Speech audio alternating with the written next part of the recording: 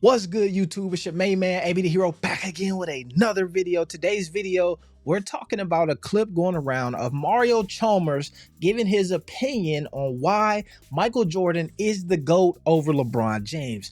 Mario Chalmers cites that this is because folks was terrified, scared of Michael Jordan back in the day, and nobody's afraid of LeBron. Is he capping or is he giving facts? We're going to discuss it. There's some interesting things happening with this conversation I want to point out, so stick around. Let's get into Triple it. B's! AB the Hero. Back at it, baby.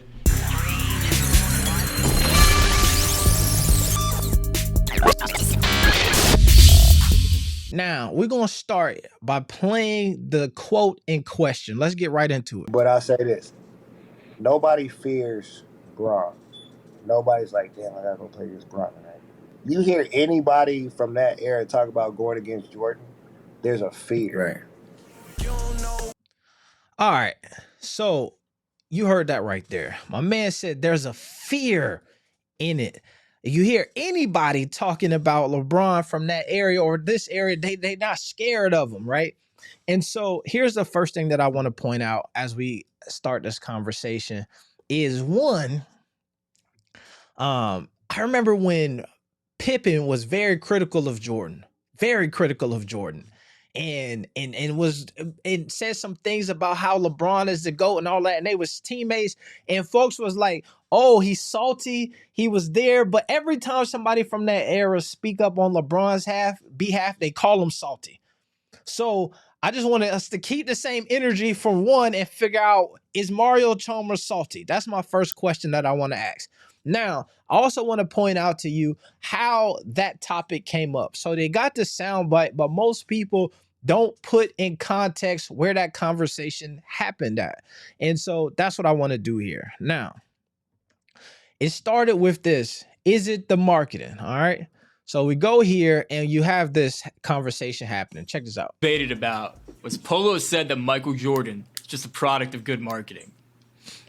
I want to hear your thoughts. I'll let Polo explain what he's saying, and then I want to hear your thoughts on it. Yeah, I gotta hear this, Polo.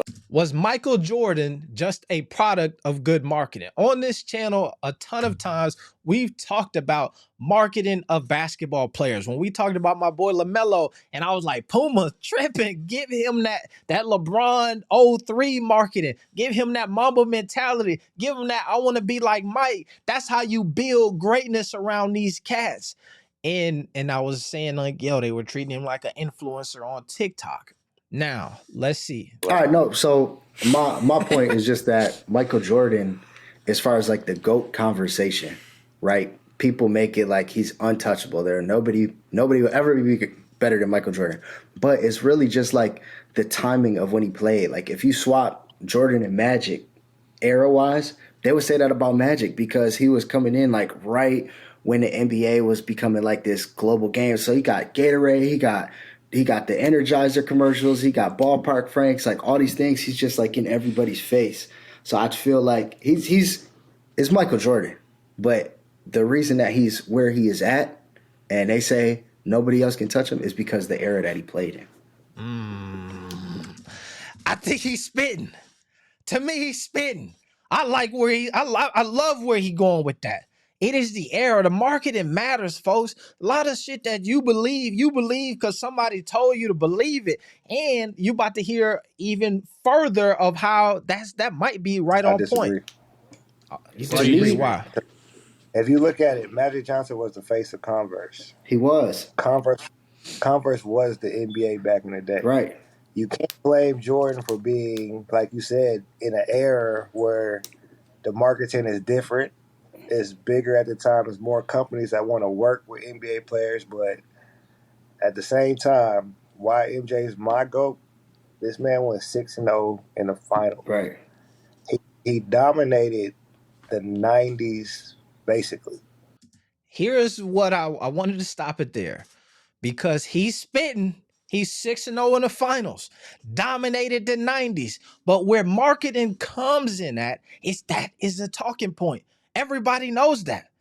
Nobody goes back to say, oh, but Bill Russell, they got folks who They have people out here. I want to say my boy Bill Russell and them boy 9, 11 championships, dominated the whole era. Literally one team, one person got every ring in the whole damn era almost. And that is just not marketed like that. It's not talked about. These talking points that are centered around Jordan are so beautifully sprinkled in the ecosystem and in our thought patterns that when you hear Jordan, you hear 6-0 in the finals. Immediately, that's what pop in your brain. Oh yeah, 6-0 in the finals, Jordan. That don't happen with everybody who has illustrious records like that. You hear Big Shot Bob, Big Shot Rob, Robert Horry with them 5 things as well. Let's keep going. Let me do this. Here is I'm gonna let it. Like, yes, Brown went to 9 straight finals. Jordan dominated a decade. Took a break. And only let somebody win 2 rings. Right. He's. I mean, there's only been 3 teams that won a championship in the 90s, from 1990. Right. My man here keep there's cooking. only 3 teams that won a championship. Right, and it's. You go to Bron's area, there's a couple teams. Right. 4 or 5. Right. It's because he was taking L's, but Jordan was also. Larry Bird has said this, bro, that the product of basketball gets diluted in the 90s because all the expansion teams and how the NBA was growing. So you didn't have like Jordan's team is Hall of Famers. When Jordan retired, the Bulls still won like almost 60 games. They still went to the Eastern Conference Finals. So it's like, yeah. So cooking. March, I was about to say something right there that don't make no sense about comparing Bron and Pippen instead of Bron and Jordan. So we ain't even gonna put him out there like that. But what I want to do is speed over to this portion here. Because when we get into the marketing point, my man Mario Chalmers is going to show his hand and show that he is a product of the marketing. Let's go here. I say this. Nobody fears Bron. Nobody's like, damn, I got to go play against Bron tonight. Nobody said that. I don't know why. Right. Because I've seen people be scared when they actually line up to him, but they're not scared thinking about that matchup. Right. Here's the funny thing about that. If you go ask Isaiah Thomas, they was dogging Michael Jordan out. They was not. They knew they had to come to play, but I wouldn't say that they was terrified.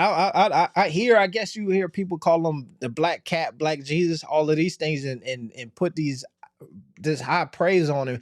But a lot of folks was ready to go at him. You think about the young Kobe Bryant, ready to go. Let's continue. You hear anybody from that era talk about going against Jordan, there's a fear. Right. So when you have people that fear a player, then that's telling you something different already. Like, Jordan's just that guy. Like, everything was, I want to be like Mike. Right. And I don't think he just said it right there. Jordan was that guy. Everything was, I want to be like Mike. That's marketing. Nobody on the court came up with that. That's Gatorade. That's Nike. He like me. I want to be like Mike. And he think it was because of marketing. It's Mario just made my point. Mario said, I want to be like Mike. That's a commercial, bro. It is a commercial, but that has nothing to do with the fear. That has nothing to do with the fear. The fear I respect. The fear I get the respect. The fear, okay. That's exactly why Jamal Crawford is my goal, because I would have. All right, now they're about to have a weird conversation where he tried to make the point that Jamal Crawford might be the GOAT because of handles is there and nobody want to guard him and all of that stuff. But I want to say this. They on to something here. One of the big things that I keep saying to y'all on this channel, on these different topics, is marketing matters. The marketing behind these guys matter. Who is hyped and who is not matters. The media matters. All of this is talking points that matter. The reason why Jordan is what Jordan is, they got a movie coming out right now detailing how Jordan signed with Nike back in the day. The global game of basketball has shaped the way that nations get along with each other because of the marketing. There are guys in other countries who dream about playing in the NBA because they watch these commercials with Jordan, LeBron, and Mamba mentality and Kobe. And the fact that they dream so big to play in the NBA, they whole countries can't even beef because they like, yo, we got guys here. They not even trying to go blow up the. Why would you want to go to do some harm to Madison Square Garden when one day you want to play in Madison? That's what I'm saying to you. So ride with your boy, AB the Hero. Understand that a lot of this stuff is the people, the media crafting a narrative for you to believe, selling you a dream.